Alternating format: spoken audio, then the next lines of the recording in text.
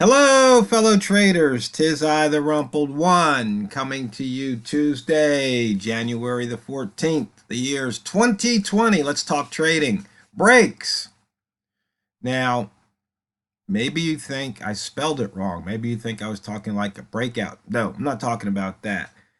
I would imagine most of you probably at some point in your life have driven a car, because I believe people watching my videos, I think most of you are adults. There might be a couple of, teenage traders watching my videos. And if there are, like, let me know. Just be curious. But brakes. And I was listening to some comedy, actually, Dave Chappelle this morning. He cracks me up. But it made me think of something. What would you do?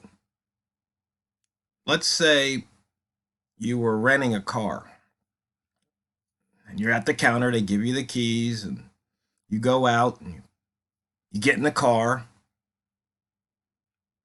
and there wasn't a brake pedal. What would you do? Would you drive that car? I don't think so. You'd probably walk back in the office and say, this car doesn't have brakes. And they go, what do you mean? And go, well, there's no brake pedal. Like, okay. So they take those keys, give you keys to the next car. You get in and, hey, there's a brake pedal. And you're pulling out and you step on the brake pedal and it doesn't work.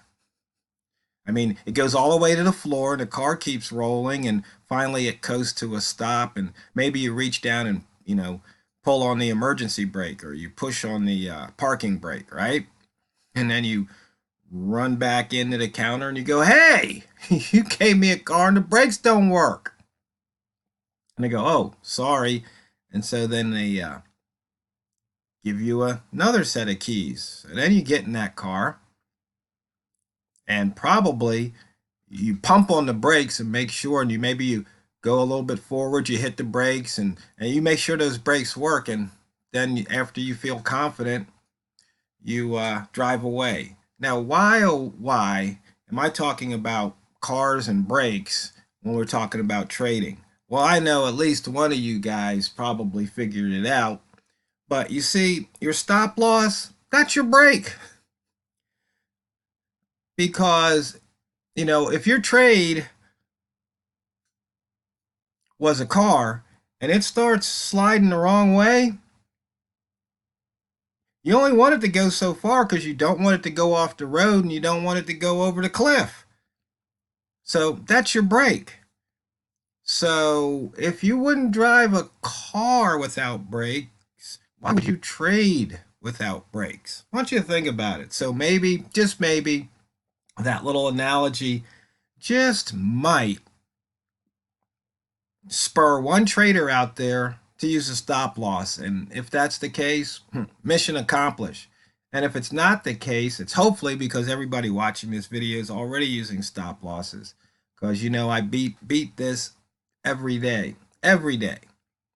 Okay, but fellow traders, you have to remember one thing. These videos are for educational purposes only, and your results may differ from mine. And that trading's very, very, very risky, and you can lose all of your money when you trade. So if you're looking for trading advice, investing advice, or just financial advice in general, you need to seek your advice from an accredited financial professional. Somebody that has at least one piece of paper mounted on the wall, probably in a frame behind glass, and all fancy looking, that shows that they're an accredited financial professional. So that way, if you lose your money, you had your money invested with an accredited financial professional, or you got your advice from an accredited financial professional, rather than just some random trader who puts out YouTube videos, or writes on the internet, or spams your email with their trading stuff. Okay, so we got the disclaimer out of the way.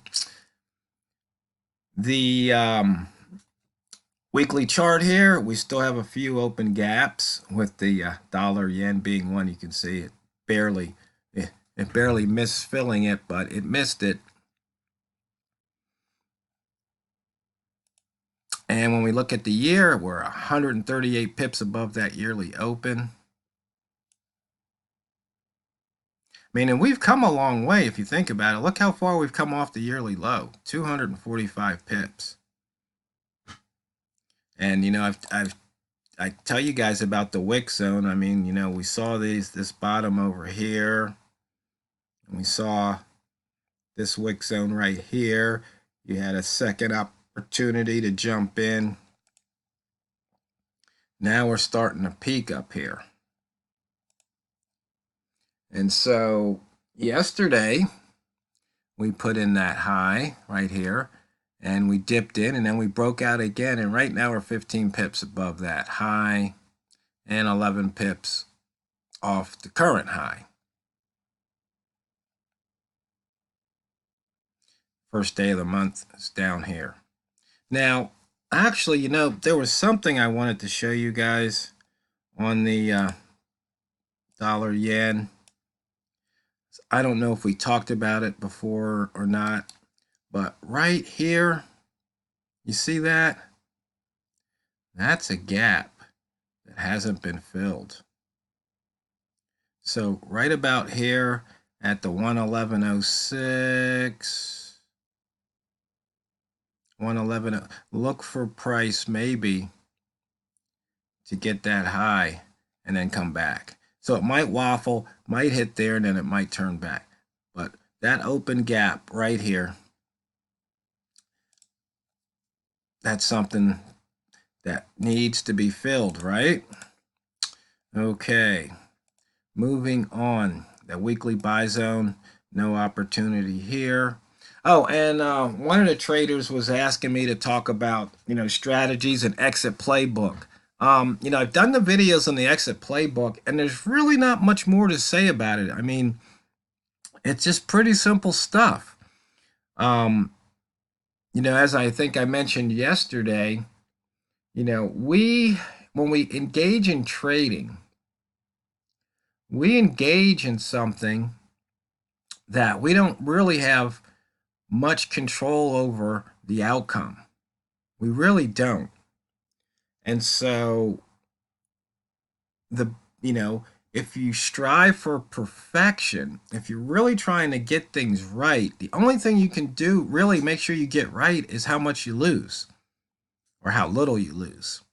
In other words, you get that right. Then you get your trading, you know, so you have your position size right, your stop loss right, and that's it. But as price moves up, you know, if it's a fast moving market, as fast as it goes up, it could come back down that quickly. You just never know.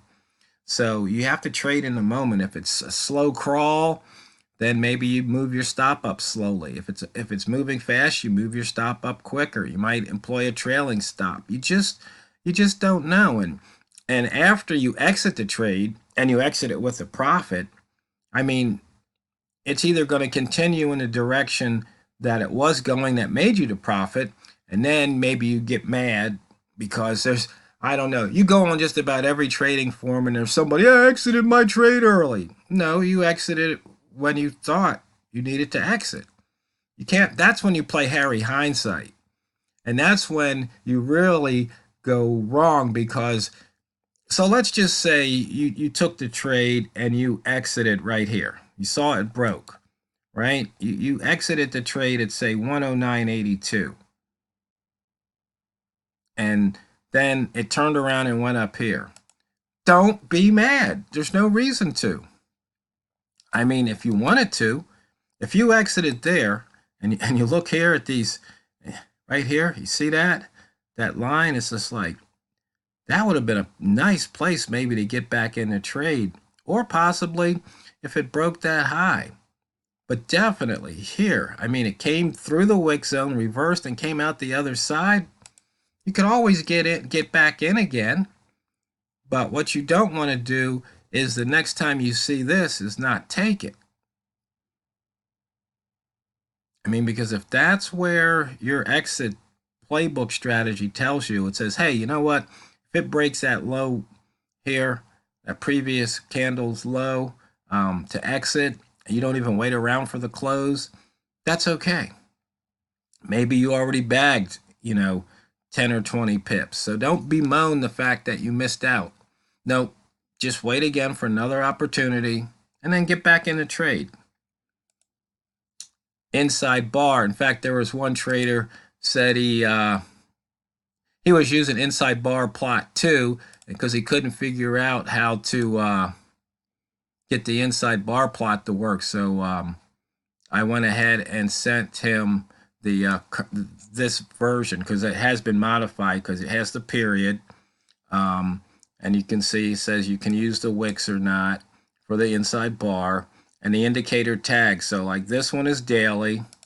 You say I got it 3 instances. So that was daily. Now indicator tag on the first one was 0. On this one it's 1 and then weekly. And then on the third one right here, we have indicator tag 2 for the monthly, and then it displays those lines.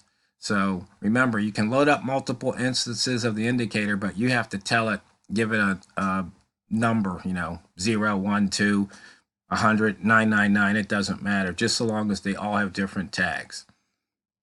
And the reason for the tags is when it plots these objects, that's what the computer needs to know. So yesterday we broke out of that inside bar, and you can see we're way above it by 40 pips right now. Only 2 pairs over 100 range. Yen only at 32, so we know the rat zone's not going to be in effect. We had a yearly H1 high on the highest open right there on the H1 highest open. And you can see here today, it looks like it's channeling. So it's either going to, break to the upside or break to the downside. Let's just see.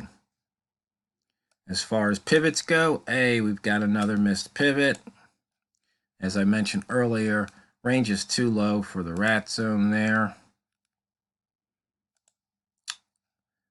And on the pivots, we missed that daily. And here's that monthly. And right here, monthly pivot. And the weekly pivot right there. Still looking to hit those. And as you can see here, we missed that pivot. We missed one there, and we missed one there. 3 missed pivots so far in 2020. Oh, let's just look at the euro because there's that one guy who likes me to show the euro. Haven't missed a pivot since July 1st of last year. So not too many missed pivots on the euro.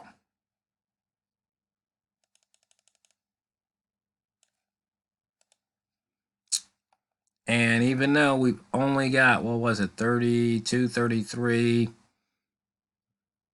pips worth of range, it still doesn't like staying between these bars, and it just breaks out. So if you think we're at the daily open, this is almost like the buy zone, except you're saying, hey, it's either going to go below 90 or it's going to go above the double O. It ain't going to stay between here and here. It's got to move out of that range sometime during the day. Real simple. Don't even need indicators. I mean, think about it. How would you trade if you didn't have any indicators? In fact, probably get into that some more tomorrow. Very small wicks. I mean, very small wicks. Couple of horizontal line trades. Nothing to write home about. The Einstein line, you can see here, had a couple of short signals picking up maybe a pip or two. It's just choppy, choppy, choppy. And you can see that here at the tick level. Just not much movement. We hit the ATR 3 plus, or the open plus half the ATR 3.